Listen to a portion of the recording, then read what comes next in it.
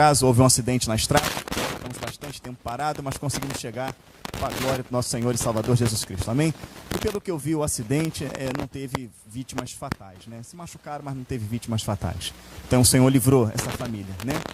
Glória a Deus. Vamos estudar a palavra do Senhor, amém? Aprender, né?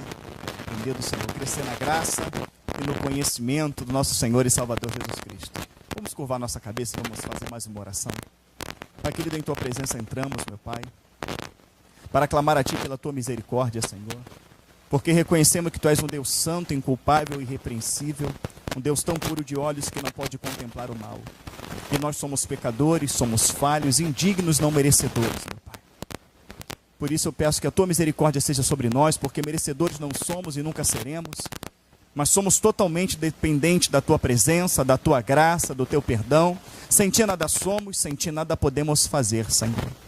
Eu peço, ó Pai, que através da Sua graça, o Seu Espírito seja derramado sobre a Tua igreja, também sobre a minha vida, meu Pai, de maneira, Senhor Deus, que eu venha ser instrumento Teu nesta noite, nesta tarde, para que no abrir da minha boca, meu Pai, seja o Teu falar. Pai amado, em nome do Senhor Jesus Cristo, meu Pai, se vê algo da parte do homem, Pai querido, que o Senhor retire a graça e não permita que eu venha falar. Mas se o Senhor tem algo nesta noite para o crescimento da Tua igreja, meu Pai, por favor, fale conosco. Por favor, nos revela, meu Pai amado, aquilo que está além da letra, que é as Tuas revelações, a Tua palavra, Senhor, para que venhamos aprender, meu Pai amado, a sermos cristãos verdadeiros. Para que nós venhamos aprender a viver de uma maneira que Te agrade, viver de uma maneira, meu Pai amado, que venhamos, através da Sua misericórdia, alcançar a salvação eterna, Senhor. Em nome de Jesus, ser conosco nesta aula, ser conosco também em todo o período deste culto, meu Pai. Pai querido, que todo o proceder deste culto, meu Pai, seja revelado por Ti, seja conforme o Teu querer, Senhor, porque se não for conforme a Tua vontade, aí já não é mais culto, Senhor, porque se não é a Tua vontade, é o nosso querer, meu Pai, e nós não estamos aqui para cultuar nós mesmos, para cultuar o homem, nós estamos aqui para cultuar ao Rei eterno, imortal, invisível, mas Ele é real, meu Pai. Estamos aqui para engrandecer o Teu nome, para Te bendizer, porque Tu és o nosso Deus, porque Tu és o nosso Salvador, meu Pai, porque antes de Ti não houve, depois de Ti não haverá, Senhor, porque não há caminho, não há vida, não há verdade sem Ti, Senhor. O sangue que foi vertido na cruz do Calvário, ele não foi para ser feito filme, quadros para pendurar na parede, mas ele foi feito para nos lavar e nos purificar de todo o pecado, e nós cremos, ó Pai, no Teu sangue, nós cremos no sangue do Teu Filho vertido na cruz do Calvário, nós cremos na Tua volta e na nossa redenção, e sabemos que ela está próxima, e não queremos de maneira nenhuma, Senhor, perder esta chance de entrarmos com o Senhor no céu. Por isso nos exorta, fale conosco através da Tua palavra, oramos em nome de Jesus, amém. Graças a Deus, a igreja pode se assentar nesse momento. E vamos abrir a palavra do Senhor dentro de um tema que o Senhor colocou no meu coração. Nós vamos falar sobre fé. Amém, queridos? É necessário termos fé, porque sem fé é impossível agradar a Deus. Amém? Quem tem fé, diga amém. Tem mesmo? Porque uma coisa é nós falarmos que temos fé, não é isso? Outra coisa é termos fé, amém? Então, para falar de fé, vamos abrir em Hebreus 11, amém?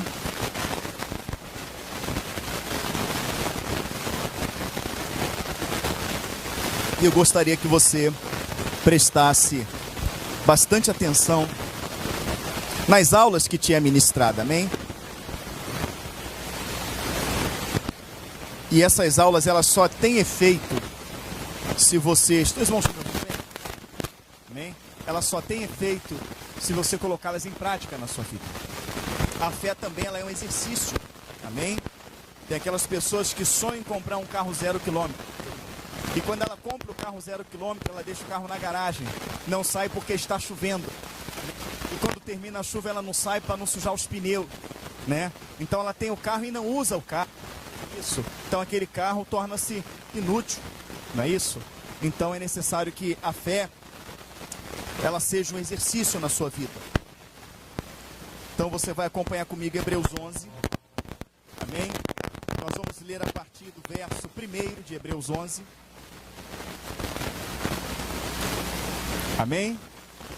Hebreus 11:1 diz: ora, a fé é o firme fundamento das coisas que se esperam e a prova das coisas que não se veem. porque por ela os antigos alcançaram testemunho. Pela fé entendemos que os mundos, pela palavra de Deus, foram criados, de maneira que aquilo que se vê não foi feito do que é aparente.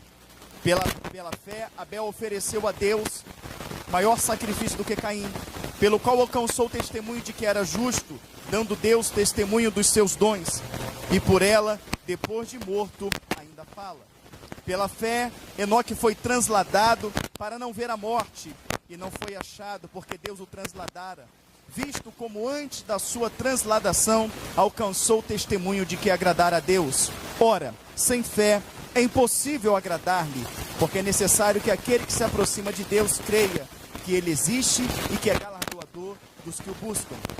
Pela fé, Noé, divinamente avisado das coisas que ainda não se viam, temeu, e para a salvação da sua família preparou a arca, pela qual condenou o mundo e foi feito herdeiro da justiça, que é segundo a fé. Pela fé, Abraão, sendo chamado, obedeceu, indo para o lugar que havia de receber por herança, e saiu sem saber para onde ia. Pela fé habitou na terra da promessa, como em terra alheia, morando em cabanas com Isaque e Jacó, herdeiros com ele da mesma promessa. Porque esperava a cidade que tem fundamentos, da qual o artifício construtor é Deus. Pela fé também a mesma Sara recebeu a virtude de conceber, e deu à luz já fora da idade, porquanto teve por fiel aquele que lhe tinha prometido. Pelo que também de um, e se já amortecido, descenderam tantos em multidão, como as estrelas do céu, e como a areia inumerável que está na praia do mar. Todos estes morreram na fé, sem terem recebido as promessas, mas vendo-as de longe, e crendo nelas, e abraçando-as, confessaram que eram estrangeiros e peregrinos na terra. Louvado, engrandecido seja o nome do nosso Senhor e Salvador Jesus Cristo. Então você vê quantos testemunhos ele começa a narrar depois do que ele traz o sentido daquilo que é fé. Ele começa a trazer testemunho de Enoque, que andou com Deus de forma que não foi mais visto, foi tomado para Deus. Ele traz aqui o testemunho pela fé da vida de Abraão, por exemplo.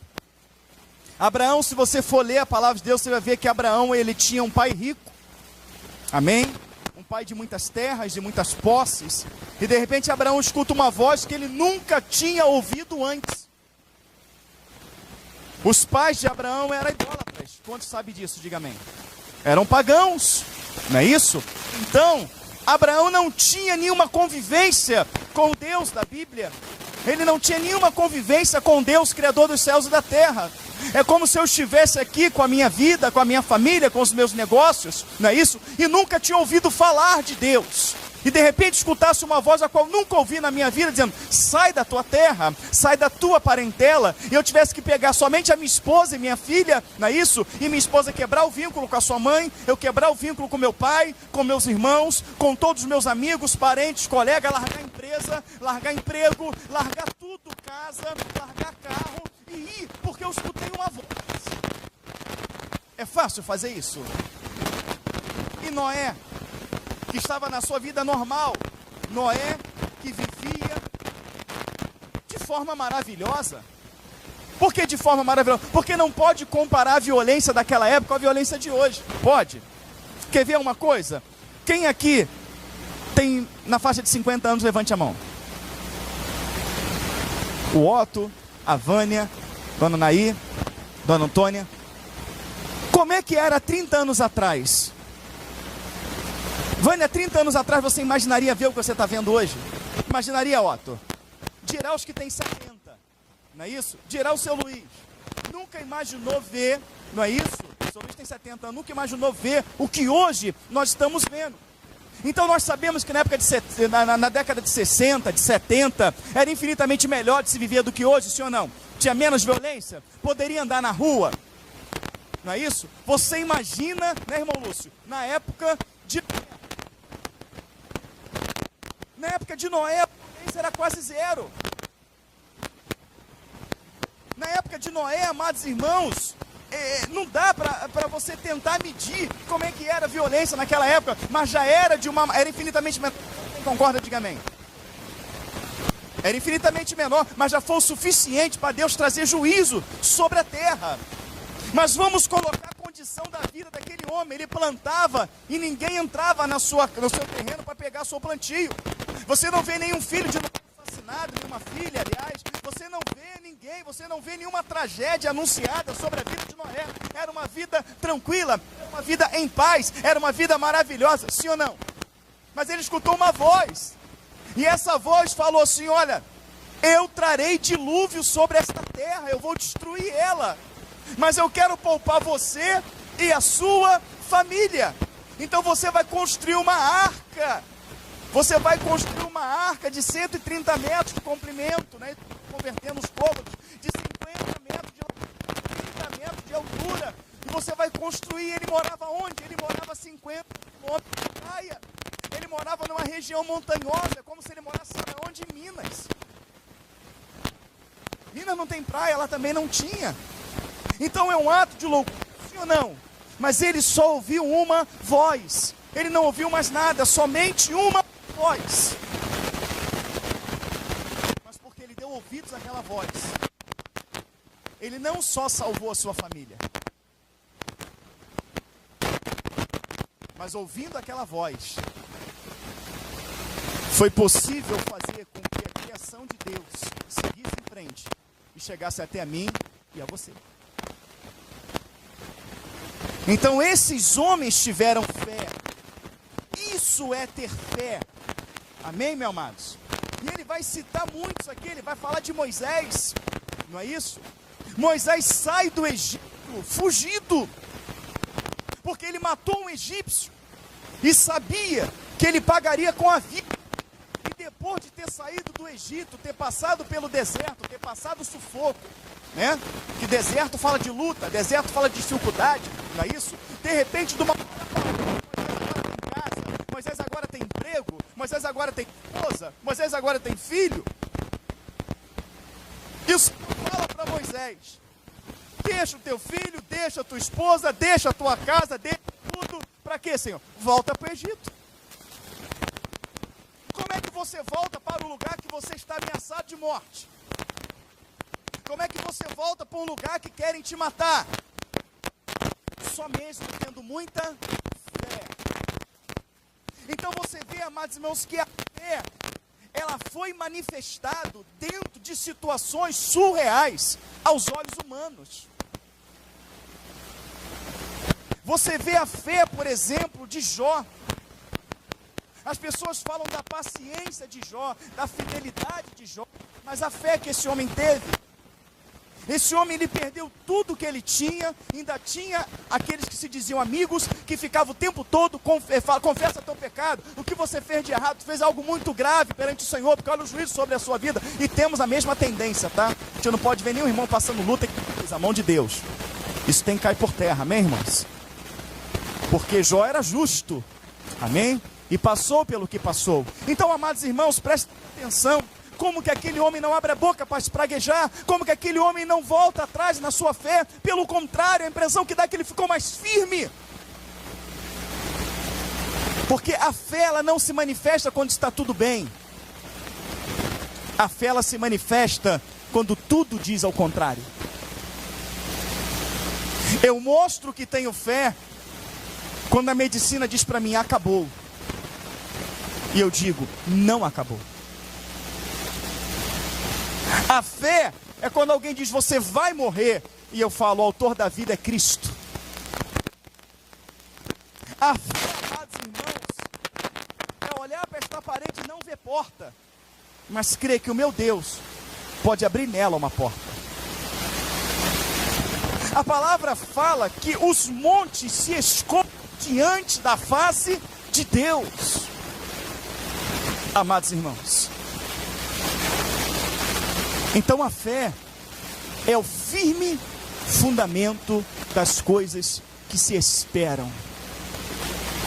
A certeza e a prova das coisas que não se viu. É preciso ter muita fé para acreditar nesse livro. Sim ou não? Muitas pessoas seguem uma igreja. Muitas pessoas seguem um líder. O meu pastor, o meu pastor, o meu pastor. Muitas pessoas seguem uma denominação. Mas muito poucas mesmo, são as pessoas dentro das organizações eclesiásticas chamada igreja que seguem este livro. E se eu puder resumir em poucas palavras o que é fé, sem querer jogar fora Hebreus 11, pelo contrário, mas reforçando isso, eu quero dizer para você que o que prova que eu e você temos fé não é sentarmos nessa cadeira. O que prova que temos fé não é descer as águas. O que prova que eu e você temos fé não é pegar o microfone e pregar, ou sentar num instrumento e tocar, ou pegar o microfone e cantar. Eu digo para você que fé não é dizer para os teus amigos: eu não bebo porque eu virei crente, eu não fumo mais porque eu não me prostituo. Não, vou ir além. Eu digo para você que você prova que tem fé quando este livro vira a tua forma de vida. Quando isso aqui vira uma forma de vida, a minha forma de vida, eu tenho fé.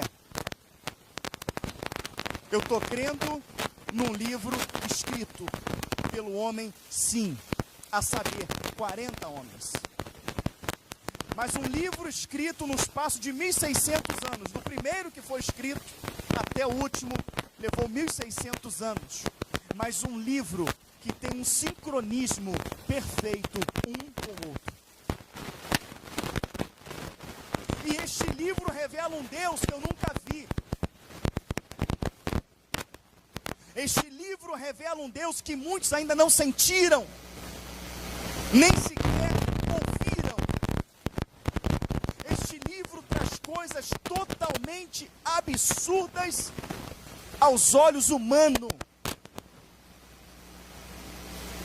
Então, amados irmãos, viver esses absurdos aos olhos humanos mostra para Deus que temos fé. Mostra para Deus que cremos que esse livro foi escrito pelos homens, mas que esses homens foram 100% inspirados por um Deus vivo. Como a palavra do Senhor diz, um Deus eterno, imortal, invisível, mas real. Um Deus que se fez carne e habitou no meio de nós.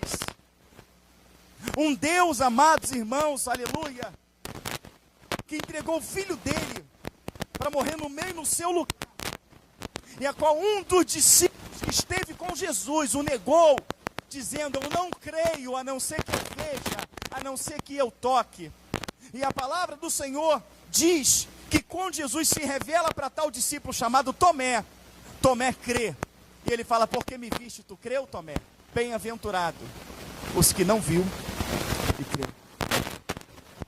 Então eu aprendo que crer num Deus que eu não vi, crer num Deus que muitos não ouviu, crer num Deus que muitos nem sequer sentiu. Muitos vêm na igreja porque é legal, por amizade, para falar com irmãos, não é isso? Vem porque tem uma função, mas não porque vivem essa palavra. Não porque vivem essa palavra. Mas aqueles verdadeiramente que vêm, que crê nesse Deus que não viu, que não ouviu, que não sentiu, mas sabe que um dia vai encontrar com Ele. Viver este livro como forma de vida não é sair chateado no culto porque não ouviu falar em profecia, não é sair chateado no culto porque não teve uma oportunidade, não, é sair alegre porque ele veio cultuar aquele que ele não pode ver, aquele que ele não sentiu, aquele que ele não ouviu. Ele sabe que um dia ele vai sentir, um dia ele vai ouvir, porque esse ser é santo. Ele não vai sair aborrecido porque sentiu, porque quem ele veio cultuar é invisível. ele veio adorar é invisível.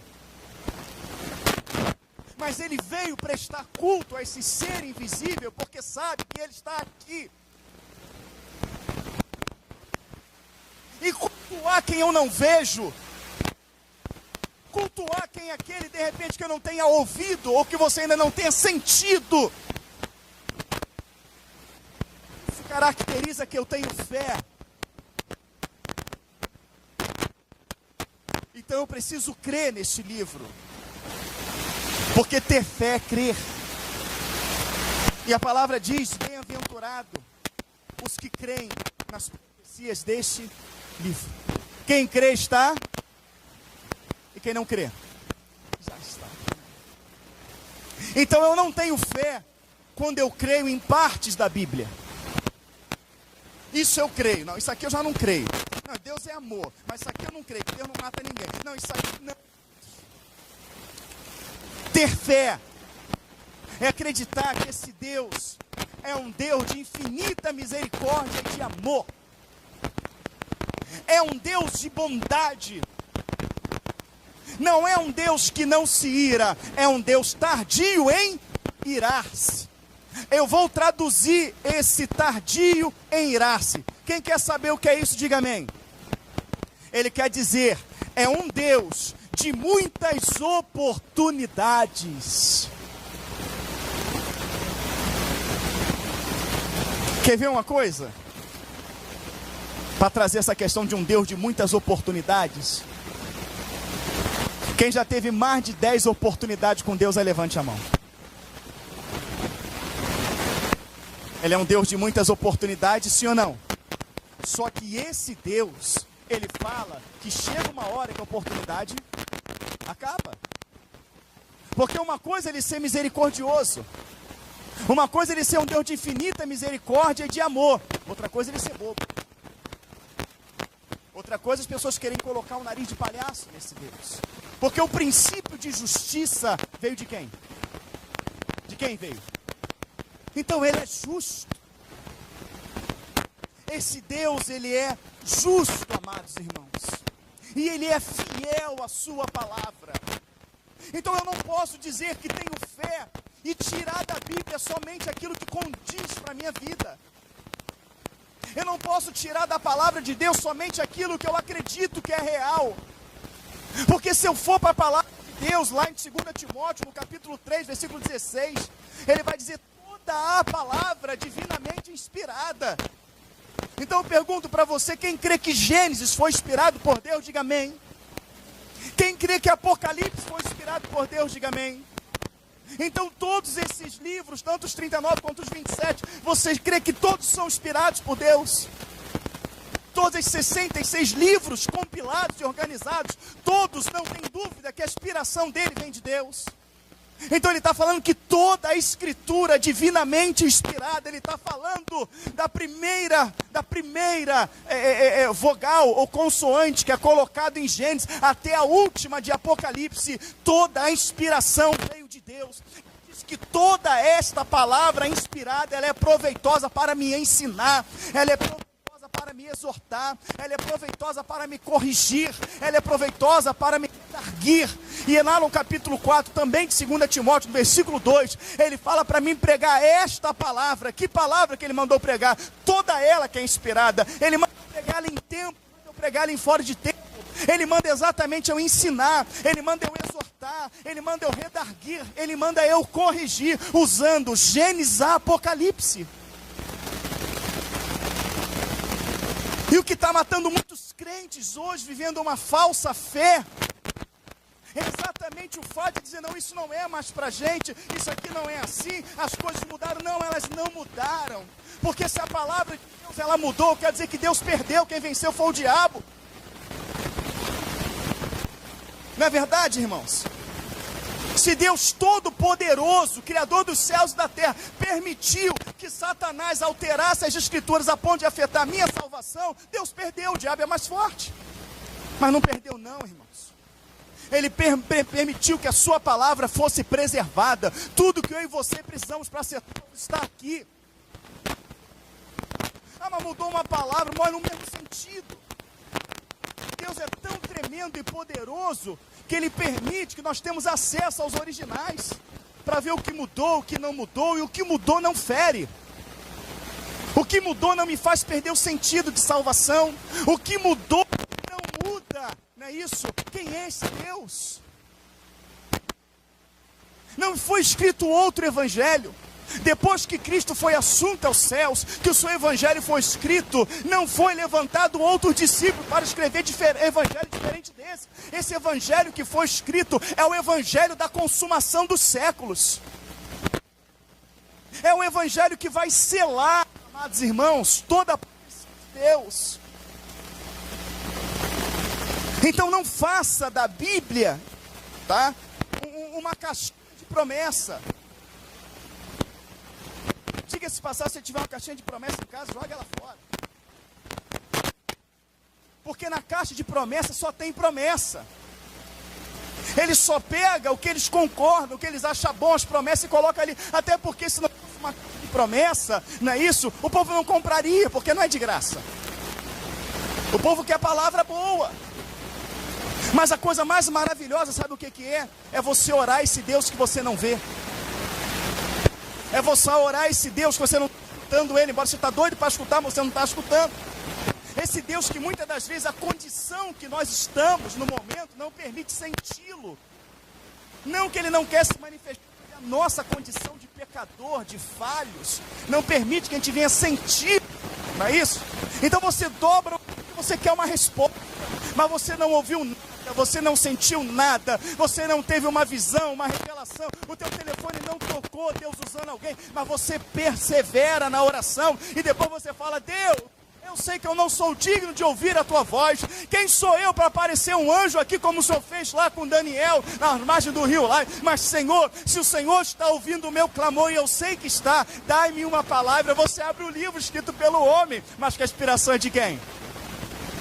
Tu abre a Bíblia, tu toma aquela paulada, mas aquela paulada na espinha que vai de encontro que você está fazendo. Deus vem te dar uma lenhada, você ele exorta, mas porque Ele te ama. Aí tu fala: Senhor, verdadeiramente o Senhor falou comigo. A caixa de promessa não faz isso. A caixa de promessa pode estar fundada no pecado, você pode estar no adultério, pode estar na mentira, você pode estar na incredulidade. De repente tu abre a caixa e vai puxar lá. Deus é teu escudo, é tua fortaleza, socorro bem presente na angústia. Que maravilha, né? Eu abençoarei o teu pão e a tua água. Ai, que maravilha. Eu abrirei as portas do céu. Isso é a caixa de promessa. Na caixa de promessa Deus não está. Por que que Ele não está? Porque na caixa de promessa só tem o que você quer ouvir. E o Deus da Bíblia é um Deus que fala o que nós precisamos ouvir. E o que me faz crer nessa palavra, aleluia, o que me faz crer neste livro, é saber que por Ele Deus me exorta. É saber que por Ele Deus me corrige. E essa exortação, essa correção, nada mais é do que Deus pegando uma parede torta e colocando um plumo reto. Porque quando Ele criou o homem, Ele não criou uma parede torta, Ele criou um plumo reto. Então Ele pega todos os erros aplicados da vida do ser humano pela semente de Satanás, e Ele começa a consertar essa parede através da sua palavra. E muitas das vezes é preciso pegar uma marreta, derrubar tudo, limpar os tijolos para aproveitar e fazer de novo. E as pessoas hoje dentro das igrejas, nas organizações eclesiásticas denominadas igrejas, elas não estão indo para a igreja para ter suas vidas regeneradas. Elas estão indo para a igreja para buscar promessas, para buscar bens dessa terra, conquistas dessa terra. Elas não estão procurando igrejas por causa dos seus pecados. Elas não estão procurando igrejas porque olharam para si e falaram: peraí, se eu sou imagem e semelhança de Deus, em nada eu me pareço com Deus. O meu pensamento é mau, as minhas atitudes é mau, o meu coração é mau. Quem pode limpar-me, purificar-me? Jesus. Então eu vou procurar Jesus, porque Jesus pode me santificar. tornar um ser humano melhor. O mundo está perdido, a terra está perdida, o homem não quer conserto, mas se o mundo não quer conserto, é um direito do mundo, eu quero. Aí a pessoa vem para a igreja, o que ela espera? Ela espera um ser celestial aparecer para ela, ser celestial aparecer, e tocar nela, e acabou, ela está limpa. Isso seria muito bom. Mas se você entrasse aqui a primeira vez, sem intimidade nenhuma com Deus, e visse um ser celestial, e se ele aparecer mesmo, né, se ele materializar aqui, ele não cabe nesse ambiente. Quem já teve experiência dessa sabe disso. Você vai sair daqui desesperado, correndo, igual um louco. Mas o detalhe maior é que ele pode fazer isso, mas ele é santo. E ele quer ver também se você quer uma transformação. Ele quer ver se não é uma emoção. Então, amados irmãos, o que é que ele faz? Para que uma pessoa tenha transformação em mim, é preciso que ela creia em mim. Então eu vou deixar que ela examine o livro que eu deixei, para ver se ela crê no que está escrito. E crendo no que está escrito, começa a caracterizar a fé. Porque nós temos uma palavra lá em Romanos 10, 17, que diz o quê? De maneira que a fé vem pelo e ouvir pela... Não é ouvir a palavra de Deus. Porque tem muitas coisas que as pessoas sobem no púlpito e dizem que é a palavra de Deus, mas tirou do livro, tirou de uma conjectura. O texto diz, de maneira que a fé vem pelo ouvir e ouvir pela palavra de Deus. Quando ele fala pela palavra de Deus, ele está falando daquela que já está escrita, não daquela que foi revelada na boca do profeta no momento que ele está pregando. Mas crer pela... Eu posso chegar aqui e pegar um texto, como eu estou aqui em Isaías 65, e dentro desse Isaías 65, Deus pode me dar uma revelação, não é isso? E eu trazer uma pregação para a igreja. Mas quando ele diz crer pela palavra de Deus, ele está falando que a fé constitui quando eu vivo de maneira que a palavra me ensina. Por isso que ele fala pela palavra de Deus. É pelo aquilo que ele constituiu, é pelo aquilo que ele determinou como regra. E como as regras de Deus não trazem benefício nenhum para Deus, nenhum, ele é o benefício. Ele não precisa ser beneficiado. Por isso que essa historinha, dá seu carro que Deus precisa, dá o teu salário todo que Deus... Isso aí é balela, isso aí, entendeu? Tem que ser muito cru na fé para cair num conto desse. E o pessoal cai. Mas por que o pessoal cai nesses contos? Porque eles querem essa terra. Porque se você der 100, Deus vai te dar 1000. Se você participar da campanha e dar tanto, você vai virar empresário. O povo quer essa terra. As pessoas estão procurando a igreja por esta terra. Eu estou procurando Jesus porque só Ele pode me salvar. E tem coisas, por exemplo, né, dona Léa, que é absurda aqui na palavra. Por exemplo, a palavra fala que o mundo foi submerso uma vez por conta do pecado que havia na humanidade. Esquece que você é um cristão, esquece que você ouviu a Bíblia, esquece isso, esquece. É difícil acreditar numa história dessa, sim ou não? É difícil, sim ou não? Mas muitos aqui acreditaram nessa história antes da ciência comprovar que a Terra foi submersa. É só você pesquisar no Google, a ciência comprovou que a Terra foi submersa, sim ou não? E muitos de nós cremos, eu sou um deles, não é isso? Que a Arca de Noé foi encontrada em 2009, não foi isso? Em que monte que ela foi encontrada? No Ararat. Aonde a Bíblia fala que ela repousou? No Monte Ararat. O que preservou ela? A madeira de Gomer, betumada por dentro e por fora, e ela ficou num lugar que veio ser um dos lugares mais frios, né, que nós temos. Então ela foi achada debaixo de várias camadas de neve. Não dá cupim, não dá nada. Quem preservou essa arca lá? Foi Deus. Porque olha como é que Deus é misericordioso. Até para os incrédulos Ele quer dar oportunidade. Por quê? Porque o camarada é incrédulo e fala que isso não existe. Mas quando ele vê que a ciência comprova que a terra foi submersa, quando ele vê que a arca foi achada, Quando ele vê, amados irmãos, que um arqueólogo é ateu, é só você pesquisar, fazendo expedições no mar Vermelho, ele encontrou peças e foi ver que essas peças eram de carruagens egípcias, comprovando que Deus submergiu o exército de Faraó quando estava atrás do povo. E aí Deus permite que o incrédulo ainda, olha só, tenha tempo de se arrepender. Fala, poxa, esse negócio da Bíblia é verdade mesmo. A história está comprovando que a Bíblia é verdadeira. E aí ele começa a deixar de ser incrédulo. Deus é maravilhoso, sim ou não? Deus quer salvar a todos, sim ou não? Então, isso aí é uma loucura. Mas aconteceu. Aconteceu, irmãos. O Mar Vermelho foi aberto. Loucura! Mas aconteceu. Você pode glorificar a Deus? Aconteceu. Aí, vamos pegar esse evangelho sendo pregado lá na época da igreja de Éfeso, que foi do ano 30 até o ano 100 da era cristã. Vamos pegar nessa época, Adriano.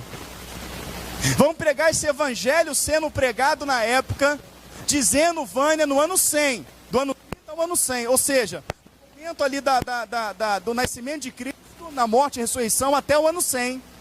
Nós vamos colocar o evangelho sendo pregado, o Senhor Jesus falando que desta terra que nós vivemos, não ficará pedra sobre pedra que não seja derrubada. Vamos pegar o evangelho sendo pregado, não é isso? O Senhor revelando para João no ano 85, não é isso? Na época de Domiciliano, ele preso da ilha de Patmos, o Senhor mostrando para ele a terra sendo acabada em fogo, mas mostrando para ele que antes disso, ele cria uma nova terra, ele cria um novo céu, e ele fala que vai pegar o povo da terra que se regenerou pela sua palavra, os que morreram ressuscitarão, e os que estiverem vivos no momento final serão transladados para ele. Aleluia! Pensa na loucura que isso era naquela época. E ele falando que a violência se multiplicaria de uma maneira sobrenatural.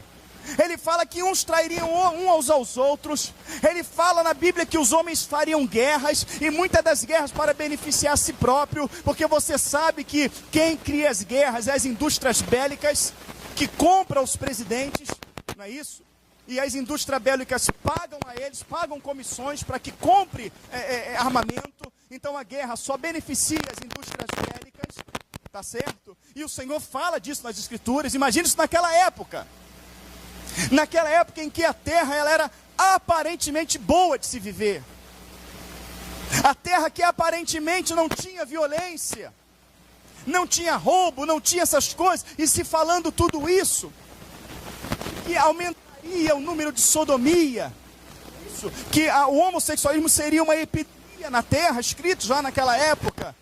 Você imagina a palavra falando nação contra nação, reino contra reino, se levantando contra os seus pais, pais se levantando contra os seus filhos, o amor do ser humano esfriando. Vamos parar um pouquinho nesse amor esfriando. Eu me lembro, há 20 anos atrás, até 30 anos atrás, eu me lembro bem disso, né? Não sou também tão novinha, 30 anos atrás eu lembro bem, que quando morria uma pessoa na rua, se cobria com aquele pano, a rua toda ficava mal. Passava 15 dias, a rua ainda estava em choque, porque o fulano tinha morrido. No cemitério era um silêncio que você não ouvia a mosca voar. Hoje em dia a pessoa está agonizando ainda, a pessoa já está filmando e postando. Ela já está filmando, morre desgraçado, é isso mesmo, tem que morrer. Tá, chuta, filma e posta. Em volta daquela pessoa agonizando, tem vários vídeos na internet desses, em volta daquela pessoa agonizando, que acabou de morrer, tem pessoa rindo. Você chega num velório, as pessoas estão rindo. Você chega num velório hoje, o choro é tudo. Quando vê o corpo, depois vem, começa a rir, brincar. É assim, daqui a pouco volta para vai enterrar, chora mais um pouquinho, daqui a pouco volta já rindo, fazendo... Quem já viu aí, diga amém. Quem imaginava que lá atrás, quando isso foi escrito, isso estaria acontecendo? Lá atrás, era muito mais loucura acreditar nesse evangelho, sim ou não? Era muito mais loucura acreditar naquela época. Mas aí, irmão, criar outro planeta, criar outro céu acima da terra. Você crê que foi Deus que criou essa? O Deus que fez água pode fazer de novo? O Deus que fez separação de porção seca e porção molhada pode fazer de novo? Por que você acha que os cientistas, que os astrônomos, que os ricos e poderosos estão financiando projetos e mais projetos de habitação em Marte? Por que você acha que é? Porque não sou eu, a ciência acredita que a humanidade não tem mais 50 anos de existência nessa terra. É a ciência. Mas a palavra já dizia isso. E sabe onde eles ficam loucos? Porque a trilhões e trilhões e trilhões e trilhões de distância, a NASA divulgou uma foto dele, muitos aqui devem ter visto. Eles acharam um planeta maior do que a Terra, tão verde e tão cheio de água como a Terra, e fotografaram ele. Quem viu essa foto aí? Levante a mão. É lindo ou não é? Só que os telescópios dele até hoje nunca tinham fotografado tal imagem. Então acharam mais um planeta, não é Nibiru não, acharam mais um planeta lindo. E qual é a doença desses homens? É porque na verdade o homem nunca pisou na Lua, isso é a história de carochinha. Isso é porque a Rússia tinha ido na órbita da Terra. O que é na órbita, né? É lá em cima. Ali onde fica como é que é o nome daquilo? A estratosfera, tá? E os Estados Unidos nunca quis ficar para trás. Então ele criou todo um cenário, não é isso? De que foi na Lua. Isso já foi comprovado. Estudos, mais estudos, pessoas que nem crentes são. E já foi comprovado que é impossível o homem pisar na Lua. Por quê? Porque lançaram uma nave com alguns macacos dentro. Tá?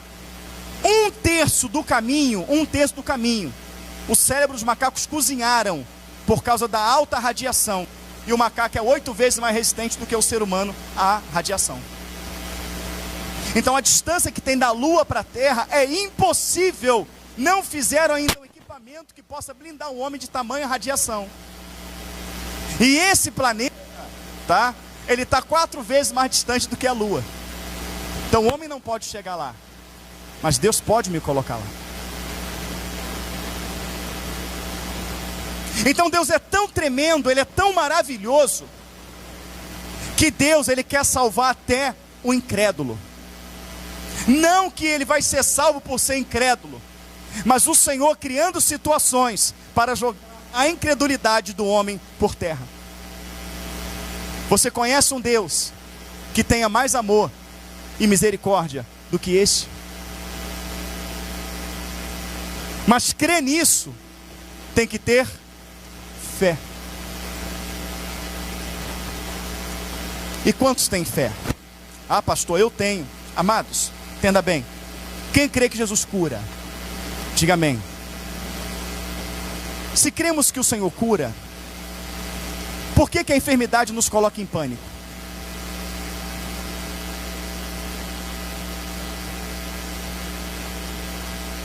É só estarmos em uma situação de risco.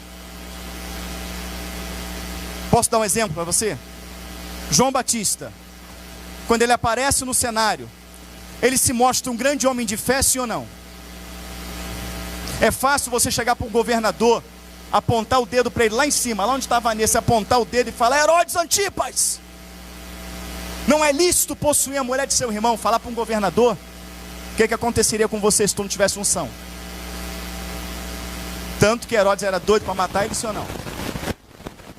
É necessário ter fé, vindo saduceus, vindo fariseus, vindo doutores da lei, que tinha poder naquela época de mandar prender, até de mandar matar. E ele virar para aqueles homens e falar assim: raça de víboras. Olha só, irmão. Quem vos ensinou a fugir da ira vindoura? E como presumais, dizendo de vós mesmo que temos por pai Abraão, as pedras podem citar filhos de Abraão. Olha, o Deus que eu sirvo, Ele tem na sua mão a pá. Eu batizo vocês com água, mas Ele batiza com água e com fogo. Eu vou dizer uma coisa para vocês, Espírito Santo e com fogo, vou dizer uma coisa para vocês. Na hora certa, a árvore que produz fruto, Ele vai guardar para si, mas a que produz bom fruto, Ele vai cortar e vai lançar no fogo. Com a palha, Ele vai juntar no celeiro o seu trigo, mas a palha vai queimar no fogo. Muita fé para falar isso para doutores da lei, sim ou não? Mas tudo estava a favor de João Batista. João Batista, ele salta no ventre, quando ele está com 6 meses, no ventre de Isabel, sua mãe. Por que ele saltou? Porque Maria veio, já grávida, com Jesus em seu... Então, João, com 6 meses, ao sentir a presença do Senhor, ele começa a mexer no ventre da mãe, a ponto de Madalena, né? Madalena não, Isabel, ela bradar e dizer: bendita és tu entre as mulheres, bendito o fruto do teu ventre, porque a criança no meu ventre saltou com a presença do meu Senhor que está sendo gerado no seu ventre. Glória a Deus. E depois, amados irmãos, que é dado a luz, ele vai ouvir no momento do seu crescimento de seu pai. Olha, eu entrei no tabernáculo, no Santo dos Santos, porque a ordem era a minha ordem sacerdotal de entrar. E lá o Senhor se manifestou para mim. O Senhor se revelou e falou que você prepararia o caminho, que você seria usado, meu filho. E olha, eu não acreditei como que isso poderia acontecer, porque eu já era avançado em idade. O Senhor me fez ficar mudo até o dia que você nasceu. Ele ouviu isso. Já pensou? Você é criado ouvindo isso, que Deus te separou dentro do ventre da mãe, que o teu pai ficou mudo, só falou quando o menino nasceu. Qual o nome dele? Ah, vai ser João. Não, João não, porque não tem ninguém na família que chama João. Vamos perguntar, qual o nome dele? Aí ele falou João. E creram no poder de Deus. E João também era primo de Jesus. Então ele cresceu ouvindo também a história de Jesus. Que Maria foi concebida pelo Espírito. Aí houve uma perseguição contra Jesus, mas que o Senhor mandou ir para o Egito, do Egito chamou. Tudo aquilo ali, ele cresceu ouvindo aquilo. Então ele saiu cheio de autoridade, cheio de vontade. Deus está comigo, Deus está do meu lado. Desde o ventre ele me escolheu. Então arrependei-vos. É chegar e foi pregando com autoridade, porque tudo estava a favor de João. Quem aqui, se tivesse igual de João, saía nessa terra cheio de autoridade? Quem aqui saía cheio de autoridade de João? Diga amém. Peraí, Deus me separou.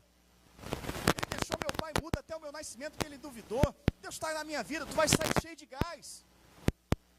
E tudo acontecia, vidas se convertiam, não é isso? O governador tinha medo de botar a mão em mim. Mas aí até que chega o momento que ele consegue colocar a mão em João Batista. João Batista vai por cárcere. Certamente ele foi por cárcere como? Jesus é meu primo. Além de ser meu primo, ele é o Salvador. Tá? Pode ficar tranquilo que daqui a pouco ele vai vir aqui, vai explodir isso tudo aqui, a cadeia vai quebrar e eu vou sair. Certamente João deve ter pensado dessa maneira. Como muitas das vezes nós também pensamos. Quando se levanta uma luta, se levanta uma dificuldade, a gente quer a solução daquela luta, a solução daquela dificuldade, a gente quer em momentos, a gente quer num segundo. A gente quer no estalar de dedo, a gente quer orar e ver o resultado imediatamente. Sim ou não? E exatamente o não ver o resultado imediatamente que faz com que caracterize para muitos que você pensou que tinha fé, ao invés de ter fé. E ele ali cheio de gás naquela prisão ali, pode ficar tranquilo. Jesus é enviado, e ele sabia, porque ele falou o quê? Quando os discípulos falaram para ele assim, olha, aquele que você batizou está lá do outro lado batizando, embora Jesus não batizava, mas os seus discípulos, querendo trazer uma contenda entre João e Jesus, João fala o quê? Eu não sou noivo não. Quando ele fala eu não sou noivo, ele está se reportando à noiva do Cordeiro. Quem é a noiva do Cordeiro? A igreja. Então ele sabe que o noivo da igreja é Cristo. Então ele sabia que Jesus era o Cristo. Ele fala, eu não sou o noivo, mas o amigo do noivo se alegra com a festa do noivo, aleluia. Ele sabia que era Jesus. E naquela coisa, quem é esse Jesus? Quem é esse Jesus? Quem é esse Jesus? João ouviu o burburinho. João fala, este é o Cordeiro de Deus que tira o pecado do mundo. Ele sabia que aquele Cordeiro Pascual simbolizava Cristo. Aquele Jesus que estava ali, ele sabia que é aquele que veio para tirar o pecado do mundo. E tem mais, não tem só essa experiência não. Quando Jesus vai ser batizado por João, ele vai até João para ser batizado. João olha para ele e fala assim, eu careço ir a ti, e tu vens a mim? E o que Jesus fala com ele? Deixe estar, porque é necessário que assim se cumpra. E ele batiza Jesus, sabendo que Jesus era puro, sabendo que Jesus era sem pecado. E a impressão que dá, sabe o que é? Oi, fala. E a impressão que dá, sabe o que é, irmãos? É que o Senhor já sabia, Deus já sabia lá na frente o que João passaria. Ele já sabia, e aqui quis dar uma experiência para João. E que experiência foi essa? Mesmo João, na sua adolescente, juventude, sabendo quem era Cristo, quando ele batiza Jesus, e Jesus, ele sai das águas, a palavra fala, um texto escrito assim, vi o Espírito Santo vindo sobre ele. Se essa visão fosse Jesus, falaria assim, vi o Espírito Santo vindo sobre mim. Não é isso? Mas o texto está escrito assim, vi o Espírito Santo vindo sobre ele. Quem está vendo? João. E uma voz do céu que dizia, este é o meu filho amado. Se fosse Jesus ouvindo a voz, tu és o meu filho amado. Não é isso? Mas está escrito, este é o meu filho amado. Está apresentando para quem? Para João. É como se Deus falasse assim, olha, eu estou falando diretamente com você agora, não é o seu pai contando uma história, não é a sua mãe contando uma história, mas é eu me revelando, é eu falando para você, que este é o meu filho amado, para que João não viesse ter dúvidas. Mas quando João vai para o cárcere, ele pensou que naquele dia, Jesus o livraria, livrou? Passa 1, passa 2, passa 3, passa 4. Não sabemos quantos dias ao certo, mas foram muitos. Chega uma hora que João chama os seus discípulos que foi visitar ele. E aí, João, o negócio está feio para você, aguenta firme, irmão. Ele, rapaz, faz um favor para mim. Vai até Jesus e pergunta se ele é o Messias. Ou havemos de esperar outro. O que aconteceu com a fé de João? Lembra de Hebreus 11? Ora, a fé é o firme fundamento das coisas que... e a certeza e a prova daquilo que não se viu. Só que aquilo que ele não tinha visto, agora ele viu, porque o Pai se revelou e falou que era Jesus. Mas mesmo o Pai falando que aquele era Jesus, tem uma interrogação, é uma pergunta. Pergunta se ele é o Messias, ou havemos de esperar outro. O que aconteceu com a fé de João? O que fez a fé dele esfriar naquele momento? As lutas, as adversidades. Cheguei no ponto que eu queria. Por isso que a nossa vida é cheia de lutas e de adversidades. Porque o que vai me fazer ser salvo é a fé. O que vai me fazer ser curado é a fé. O que vai fazer eu ver a minha família se rendendo a Cristo é a fé. O que vai fazer Deus me guardar do que está por vir é a fé. E o diabo, o inimigo das nossas almas, trabalha 24 horas por dia, todos os dias, com um só propósito: acabar com a minha fé. E João perdeu a cabeça. Não estou dizendo que ele perdeu a salvação, mas a cabeça fala de direção. E o cabeça é quem? O cabeça é quem? Quando de alguma maneira Satanás consegue minar a sua fé, é quebrado o elo do corpo com o cabeça, que é Cristo. Então, amados irmãos, a fé não é para ser manifestada quando a sua despensa está cheia. Ela não é manifestada quando a tua saúde está boa, quando tudo está bem ao seu redor. Mas a fé é para ser manifestada quando tudo ao teu redor diz ao contrário. Não terminei a aula de fé, na verdade, nós começamos ela, mas eu queria trazer essa introdução para animar você a estar aqui semana que vem, porque em tudo aquilo que a gente vê daqui para frente, será necessário ter muita fé para permanecer de pé, amém? Como eu cheguei um pouquinho mais tarde devido ao acidente na estrada, eu me perdi um pouquinho na hora, então vamos ficar de pé, vamos orar, amém? Já está na hora até de começar o culto, amém?